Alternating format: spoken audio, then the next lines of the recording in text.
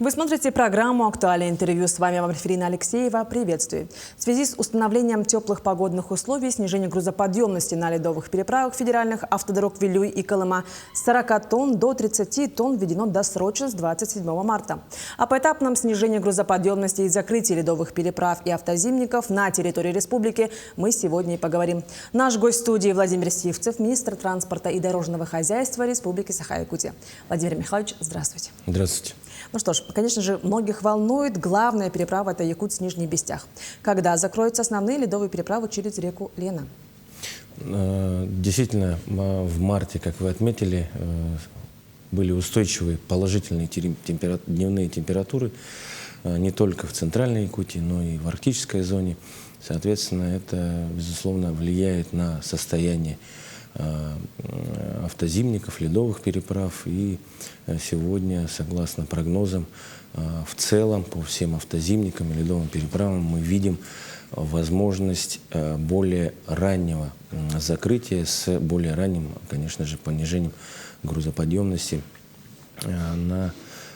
для перевоза грузов. У нас по главной переправе, соответственно, на федеральной дороге Колыма, переправа Нижний Бестях, Даркалах, действительно, с 27 марта грузоподъемность снижена до 30 тонн.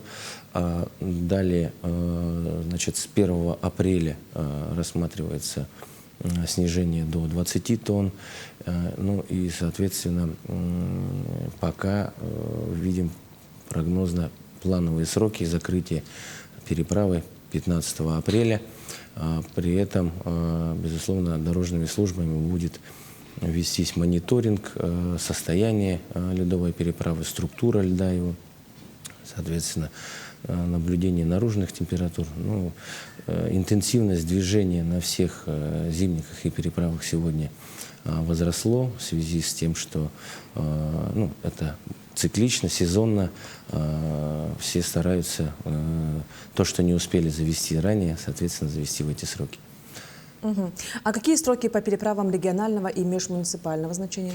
Ну, если говорить о региональной дороге, региональной переправе Хатас-Павловск, тоже в районе города Якутска, то здесь мы планируем снижение. Сегодня действует грузоподъемность 40 тонн.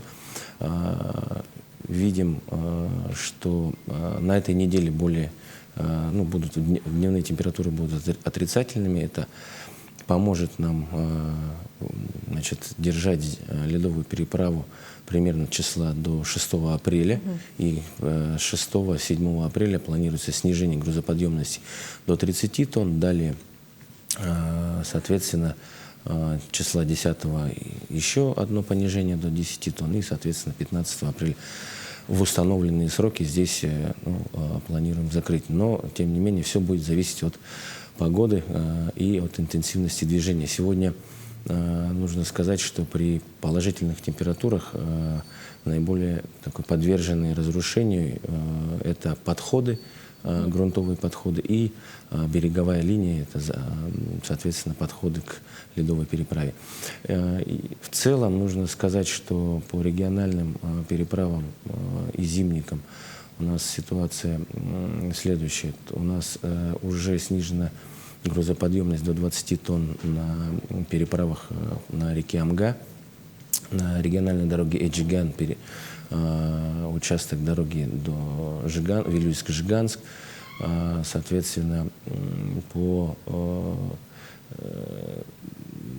Себяну, по региональной дороге Себян до Себян-Кёля также планируется снижение до 10 тонн уже 5 апреля. Но и нужно сказать, что по автозимникам сегодня ситуация следующая. Действительно, в Арктике были положительные температуры, и сегодня они наблюдаются. Поэтому у нас наиболее сложная обстановка на таких зимниках, как Индигир, Арктика, Яна. Одним из наиболее сложных участков это участок Куснера-Хону. На этих зимниках наблюдается наледное образование, провалы, пустоты. Соответственно, идет понижение грузоподъемности видим более ранее. Но везде дежурит специализированная техника, обустраиваются объезды. К сожалению, сегодня временно нужно отметить, что еще и метели, где-то местами метет. Например, на участке Усть-Куйга Депутатский сегодня временно закрыт проезд. Также на Вилюйский Джигян также закрыт проезд. Но в самое короткое время так скажем, уже не восстановится. Проезд будет обеспечен. Вот. Но нужно отметить еще раз, что на большинстве автозимников арктической зоны ожидается более раннее снижение грузоподъемности уже с 10 апреля. И если планово мы видели 25 апреля, то сегодня в текущих реалиях с учетом прогноза Гидромедцентра, скорее всего, зимники будут закрыты уже 20 апреля. Ну и вот, к сожалению, как показывает практика, население все равно будет ездить практически до начала ледохода. Да? Вот как обеспечивается безопасность на ледовых переправах? На ледовых переправах безопасность будет обеспечиваться, безусловно, в рамках акции «Безопасный лед», безусловно, будет обеспечиваться самими балансодержателями, это управлением автомобильных дорог, либо федеральными казенными учреждениями на федеральных дорогах, с привлечением управления госавтоинспекции, с управлением МЧС по Республике Саха-Якутия. Ну, пользуясь случаем, хотел бы еще раз призвать автовладельцев, соответственно, не выезжать на лед после официального закрытия автозимников, а сегодня пользоваться только официально открытыми автозимниками. Отдельно хотел бы отметить, я еще не сказал, что на федеральной трассе Вилюй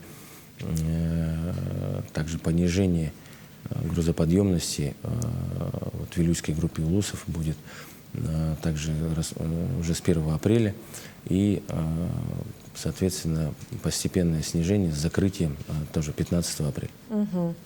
Ну и вот тоже очень всем интересно, думаю, каким образом будут организованы перевозки на воздушных подушках? У нас на основных ледовых переправах через Алдан и Вилюй, Амгу, соответственно, там ежегодно предприниматели также организовывают перевозку пассажиров на судах на воздушной подушке. Что касается города Якутска и Нижнего Бестяха, то на этом маршруте, на этом участке суда на воздушной подушке будут работать от подстанции Намыв до пассажирского терминала в Нижнем Бестяхе. Будет привлечено порядка 25-30 единиц судов на воздушной подушке, а также аэроботы типа «Тайфун» в период уже ледохода. И здесь нужно сказать, что за последний период мы, соответственно, улучшили инфраструктуру. Сегодня есть теплые пассажирские терминалы, соответственно, есть... И эту работу мы дальше продолжим. Будут усиливаться и транспортная безопасность, и, соответственно, качество услуг. И ценовая доступность тоже, в том числе. Ну вот тоже очень интересно насчет ценовой доступности. Вот какие прогнозы? Ну, у нас в прошлом году действовал, в осеннем межсезонье действовал тариф 2500. Напомню, тариф не регулируется государством, это рыночная цена, коммерческий тариф. И, значит, в это весеннее межсезонье планируется тот же ценовой. То есть повышения цены не будет. И по поводу вот также перевозок на воздушных подушках, возможно, на других переправах? Я уже отметил, на других переправах также будет обязательно в районе Верхневилюйска, Кундяди, Сунтаров. Также будет там проезд 1000 рублей. Соответственно, местные предприниматели оказывают такие услуги по перевозкам. И вот по текущей ситуации с завозом железнодорожным транспортом на станцию Нижний Бестях, как обстоят дела? Ну, в целом нужно сказать, что на сегодняшний день план по северному завозу. Вот период действия автозимников уже выполнен не менее чем на 85%. Остается порядка 70 с лишним тонн завести. И здесь действительно усиленно работают железнодорожники, в том числе до всех станций, которые находятся на территории республики и в Нижнем Бестяхе. Идет интенсивная работа, усиленная. Станция Нижний Бестях работает в круглосуточном режиме, отрабатываются со всеми грузополучателями. И нужно отметить, что эта работа традиционно штабная, в ручном режиме. Это самый интенсивный период.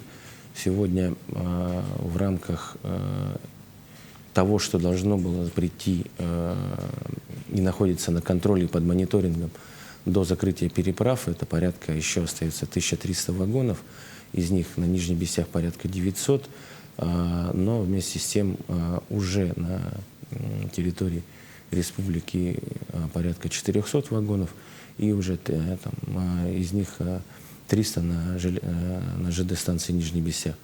В сутки разгружается порядка 116 вагонов ежесуточно.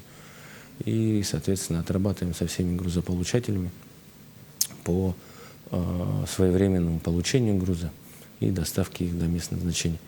По информации ответственных структур у нас все объемы топлива, жизнеобеспечивающих грузов, товаров, социально значимых продовольственных товаров, они все имеются в наличии, запасы также завезены. И сегодня то, что планируется завести до закрытия зимников, мы, соответственно, все планы выполним. И в арктическую зону тоже, да? И в арктическую зону тоже. Угу. Ну что ж, когда планируется открытие навигации? Традиционно на реке Лена в верховьях это середина мая. В районе города Якутска навигация открывается в 20-х числах мая. В районе Тикси на севере, в устье, это начало июня, даже иногда середина, в зависимости от ледовой обстановки. Вот. Мы видим примерно 25 мая общая навигация в районе города Якутска откроется. Угу. Ну что ж, Владимир Михайлович, спасибо, что вы уделили свое время и ответили на наши актуальные вопросы. Это была программа «Актуальное интервью». До встречи в эфире.